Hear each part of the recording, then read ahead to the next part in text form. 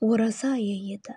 Жарықтық ораза айы осы жолы қыстың қақаған ортасына тап болар ма? Әсіресе алыстағы ауылда жатаған үйлерді аязды күні қатарынан соққан боранынан күртік қар басып қалады. Мүсірепқан сол боранды сағынды. Ақырған ақ боранға қарсы жүрсе көз ашылып кететіндей көрінді де тұрды. Мүсірепқан бесікте жатқанда қара шешекпен ауырды. Тумай жатып соншама қатерлі дертке шалдырған Құдайдың құдіретіне дауа бар ма?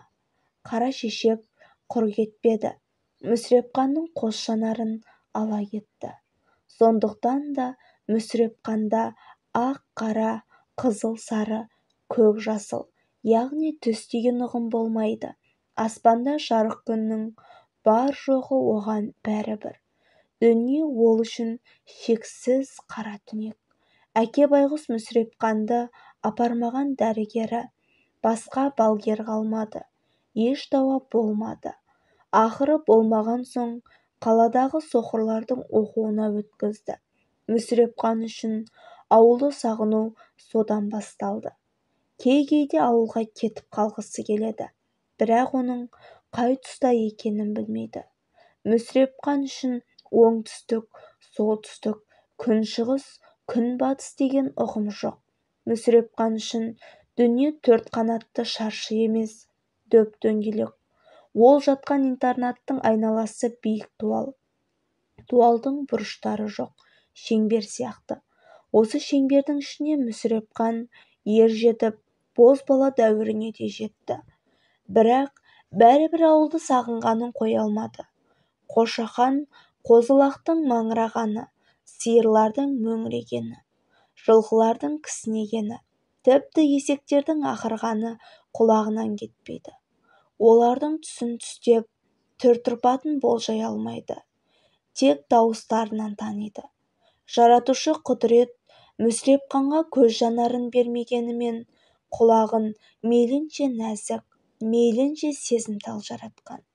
Соқырлар мектебінде әнші, күйші, түрлі өнерпаздар үйірмесі бар. Мүсірепқан сол үйірменің белсендісі. Көп балалардың ішінде Мүсірепқанға туған бауырындай болып кеткен Хәкім еді ғой. Хәкім шебер домбырашы. Хәкім домбыра тартып, Мүсірепқан ән салғанда соқырлар әлемінде өзгеше, бөтен планетаның періштелері шырқағандай болар еді. Жарық дүниенің нұрлы сыбағасынан құр қалғандарды жасаған ем, осындай өнер арқылы өзгелермен теңестірген сияқты. Сондықтан да қалалық оқу басқармасы бұл екеуін айрықша марапаттап, біреуіне домбыра, біреуіне қобыз сырнай сыйлаған. Соқырлар мектебінің қысқы каникулы сол жылы ораза айына тұспа-тұс келіп, елден Мүсірепқанның әкесі қатынап демалысқа ауылға алып келді ғой. Ауылдағы Шәріпқан Мүсірепқанмен түйдей жас деді ғой. Ауыл мектебін 7 класс бітірген соң қаладағы кинотехникумға түскен. Қазір бұл да қысқы каникулға шыққан кез екен. Шәріпқан Мүсірепқанның үйіне сәлемдесе келгенде, Мүсірепқан домбыра тартып, ән салып, Хәкім гармон тартып отыр екен. Шәріпқан, Мүсірепқан екеуі құшақтасып көрісті. Мүсірепқан Шәріпқанды Хәкіммен таныстырды. Шәріпқан әй-шәй жоқ, екі соқырға бірден ұсыныс айтты. Үйде бұйығып, бұранды күнгі күшік құсап жата бересіңдер ме? Қазір ораза, кешке үй-үйді аралап жарамазан айтасыңдар. Қарап жата бергенше азын-аулақ ақша табайық. Вот это идея, деп Мүсірепқан қуанып кетті. Лезде Жәкем ұрсып жүрмесе деп күмілжіді. Ей, о не дегенің? Жәкең қайта қуанбай ма? Оразадағы жарамазан айтқанның сауабы 1000 есе деді. Шәріпқан ентігін баса алмай аптығып. Мүсірепқан шешесіз жетім еді. Әкесі Мүсірепқанды жанындай жақсы көретін. Бірақ өгей шешесі құрғыр қызғана ма немене? Әкенің баланы айналып толғанғанын жақтырмай көкбеттеніп қалады. Сонымен не керек? Шәріпқан бастап, Мүсірепқан мен Хәкім қостап Жарамазан жорығына шығады ғой. Ауыл түгел ауызашарға отырғанда, шарт аязда, үш қасқа күртік қарға сүріне қабына алғашқы үйдің тұсынан келіп, қасиетті Жарамазанды бастап кеп жіберді. Қобыз сырнай домбырамен қосылып, оған Мүсірепқан әні үйлесіп, түнгі ауыл таң тамаша әуенге бөленеді. Көптен бері Жарамазан әуенін естімеген ел елең ете қалды. Ой жарықтық, Жарамазан тірілді, елге жұртқа иман оралды деп үлкендер жағы жадырап қалды. Ассалаумағалейкум жатқан байлар, жылқысын сусамырға баққан байлар. Мүсірепқанның даусы аязды кеште дірілдеп шығады. Сол діріл оның әуенін құлпыртып жіберетін сияқты. Мүсірепқанның діріл қаққан даусы Хәкімнің қобыз сырнайына қосылғанда бір ғажайып үйлесім табады. Ауру адам сауыққандай, кәрі адам байығандай бір заман. Ауызашарда отырған адамдар алдарындағы асты ұмытып кетіп, әдемі әуенге ұйып қалғаны сонша, олар Мүсірепқанның мына қақаған қыста сусамыр жайлауын еске алып, жадыраған жазды көзге елестеткенін де ерсі көрген жоқ. Осы үйде жеңешем бар, әппақ қана, береді бізге орамал сақтап қана. Әппақ жеңешесі сыртқа шығып, бетін аяз сүйіп, бір тостаған талқан ұсынады. Шәріпқан, мұның не жеңеше? Сені бұлар сонша мақтағанда талқан бергенің деп ұялтып тастады. Бұлар қаладан келген атақты әншілер, талқан алмайды, берсең ақшалай бер, ақшалай жарылға. Әппақ жеңеше ойбуй деп ұялғансып, бетін басып үйге кіріп кетті. Мүсірепқан мен Хәкім кешкі аспанды күңірентіп, Жарамазанды соза түсті. Ассалаумағалейкум, ақтан келдік, айы туып түні шыққан жақтан келдік. Айтты деп Жарамазан сөзге көрме, пайғамбар жолын қуған адам едік. Айтамын Жарамазан елімізге, байлаңыз ақшорамал белімізге. Қайтамыз мақтай елімізге, ауызашарда отырған жұрт, ауданнан келген татар молдасы бастап. Бәрекелді, дұрыс айтады, берсеңдер, ақшалай беріңдер деп мырзақол болып, көңілденіп, қалталарына қол сала бастады. Дәндеген қарсақ құлағымен үн қазандыны кергеліп, Жарамазаншылар қыза-қыза көрші ауылға өтіп кетсін. Бұлар қызды-қыздымен жүріп, байқамай қалыпты. Әтештердің алғашқы шақырғандары да елемепті. Күн батыстан қар суырып, жаяу бұрқасын жүре бастаған екен.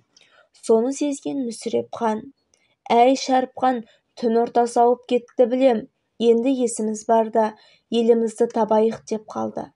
Жарамазанның олжасын жиып жүрген Шәріпқан әлгінде дүкенші Төленіштің үйінен ақшасын төлеп тұрып, бір шөлмек арақты қойнына тығып алған еді. Батырдың сол арақтан қылқ-қылқ ұрттап қойып, сырдың суы сирағынан келмей, суықты елемей, Жарамазан табысына бас айналып қалған. Шыда, Мүсірепқан, шыда, ұйқың қанады әлі. Бүгінгідей сәтті күн бола бермейді. Жиналған ақшаны қолдарыңа қақ бөліп беремін, қалаға барып қайтасыңдар деп дес бермейді. Әйткенмен жаяу борасын екпін алған пойыздай қарқындап, ақ түнек боранға айнала берді. Жарамазаншылардың қойны қонышы қарға толып, тыныстары тарылып барады. Әсіресе әлжуаз Хәкім әлсірей бастады. Жол қайда, жосық қайда, ешкім білмейді. Көз ашық деген Шәріпқанның өзі қалай қарай жүрерін білмей, қаңғалақтап, тәлтіректеп сүріне берді. Айнала ақ түнек. Әйтеуір жолды бір білсе, осы білер деп, Мүсірепқан Шәріпқанның етегінен тас қып ұстап алған. Хәкім байғұс Мүсірепқаннан айырылмайды. Жолда жоқ, жақын арада ауылда жоқ. Тым құрымаса иттер де үрмейді. Түн-түнек, тылсым дүние. Соқырлар үшін түн-түнек үйреншікті әлем. Ал Шәріпқанға не бәле көрінді. Қайта-қайта сүріне береді. Күртік қарға құлай кетеді. Түймесі ағытылған кеудесін қар кеулеп нығыздала берді. Санасында бір нәрсе. Шөлмектен айырылып қалмау. Сұрапыл боран үрлеген қар аузы мұрнын бітеп, тыныс алу қиямет болып барады.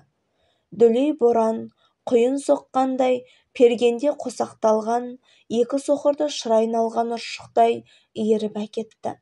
Мүсірепқанның етегінен айырылып қалған хакім «Мүсеке, мүсеке» деп жан даусы шыға шыңғырып жіберді. Мүсірепқан қызыл торы алхоры таяғымен ауаны піскілеп, «Хакім, хакім» деген даусын боран қақпалақтап үзіп-үзіп әкетті. «Мүсеке, мүсеке, тастама мені» деп шырылдады хакім. Мүсірепқанның қызыл торы алхоры таяғы әлденеге тірелгендей болды де: сенсің бе, хакім, жылама, бір құдай жар болар, ұста менен мықтап деді. Өзі таяғымен боранды дүниенің о жақ, бұ жағын түртпектеп, піскілеп, алға жылжи берді. Бір кезде алхоры таяқ жұп-жұмсақ бірдеңеге тірелді. Мүсірепқан қолымен сипалап көріп еді, шөп екен. Бір мая шөп. «Хакім, енді өлмейміз» деп Мүсірепқан алай-түлей боранмен жағаласа айқай салды. Маяның ықтасын жағын іздеді. Хакімге айқайлап: байғұс бала, азнап келген ажалдан аман қалатын сияқтымыз» деді. «Мына шөпті кеулеп суыра бер, кеуек жасап соған кіріп жатамыз.